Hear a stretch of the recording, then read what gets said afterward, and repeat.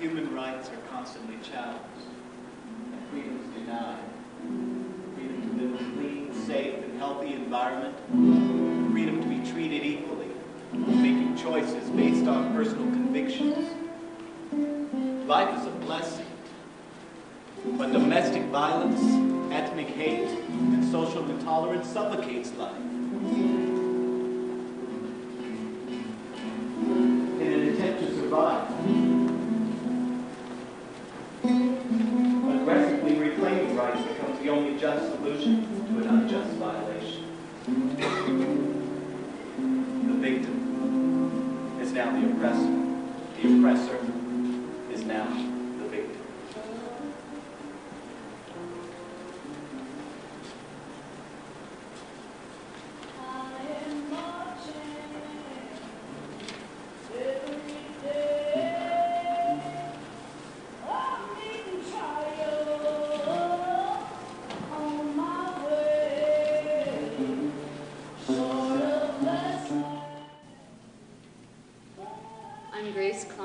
And I'm doing life in prison for the shooting death of my husband.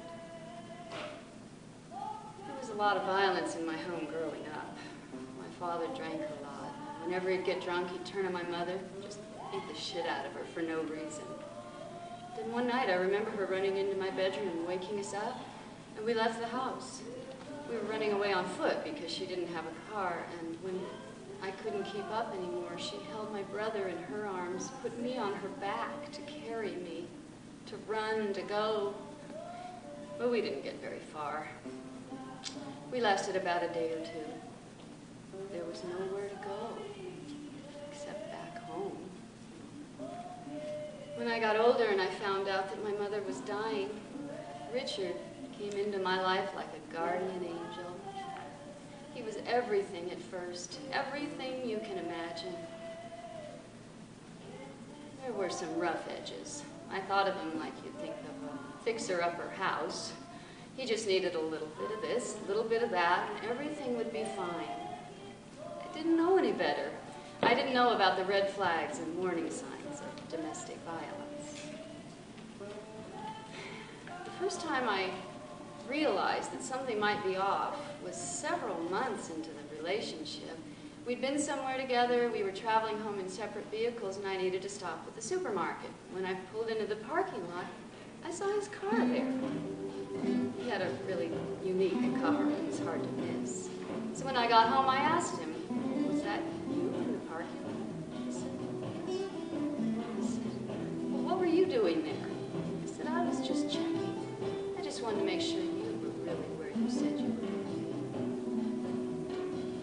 And then the criticism started. Just little things at first. He'd point out something about my cooking, or the way I kept house, the dress I was wearing, my hairstyle. And then we stopped going out unless it was with his friends. He didn't want me to go anywhere unless it was with his friends' wives, his mother, or him. He totally controlled me. I was only allowed to walk to the grocery store with my children, and I was only allowed to be gone a certain length of time. And if I was gone too long, he'd beat me. It got to the point where my children were begging me, "Please, Mom, let's hurry. We don't want Daddy to hurt you when you get home." He'd hit me, and he'd apologize. Next paycheck, he'd come to the door with flowers and a card. So handsome. I didn't want to give up on him. I thought if I had just cleaned the house better, or picked up after the kids better, washed the windows, he wouldn't have thrown the knife through the refrigerator, and we wouldn't have had to buy a new one. It was all my fault. We were at a party. It happened. I was standing outside next to a car with some friends, and he walked by at the exact moment that I laughed at a joke. He thought I was laughing at him. He took a step forward and he backhanded me across the face. Nobody did anything. He pulled my arm up behind my back and led me into the house, and nobody said anything. He took me into the bathroom and said, "No wife of mine is going to laugh at me in that way." He knocked me down and kicked me in the stomach. I curled up in the fetal position, trying not to resist too much because that would only make things worse, dragged me into the bedroom and started hitting me again, swinging at my sides, at my head. He said, "You're not going to live to see the morning." And something inside of me died. Passed out on the bed next to me. And I laid there for a while, but my head was hurting, and so I got up and I went into the kitchen to get some ice out of the refrigerator. There was a gun on top of it. I grabbed the ice, and I went back into the bedroom. I stood there, pointed the gun at him. I closed my eyes, and I pulled the trigger. Somebody called 911. I confessed. As part of the case against me, they included something called special circumstances. And I asked, "What are special circumstances?" And they said, "The death penalty." My trial lasted 3 days. Picking the jury lasted 2. The drugs they gave me shut me down. I don't remember coming to prison. I don't remember being sentenced. I don't remember going to court.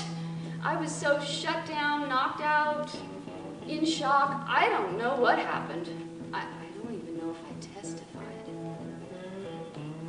I went to see a counselor later, and she asked me how long I was serving, and well, the judge had told me that even though I was sentenced to 15 to life, on good behavior I could be out in 7 years, so that's what I told her. And she said, "You ain't never getting out of here." I tried to argue with her. I said, what the judge said, I told her. She said, "Honey, the only way you're going to leave this place is behind bars. What you're going to find about these old-time lifers like me is that the parole board will make certain recommendations, things you're supposed to do before your next hearing, and you'll do them.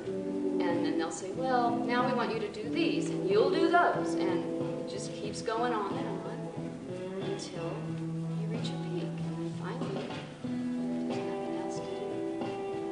And that's when you start to regress, because you know, no matter what you do, it won't make any difference. You'll probably die in here. Some sickness or something. I've come to that conclusion, and I've accepted it. I just hope that when it does happen, it happens quickly. I've told friends of mine, girls in here, that if they see me starting to get weak and they know I'm about to pass on, to come into my cell and take all my belongings for themselves. I don't want to leave anything behind. I don't want to be really sick in here, just trying to hold on.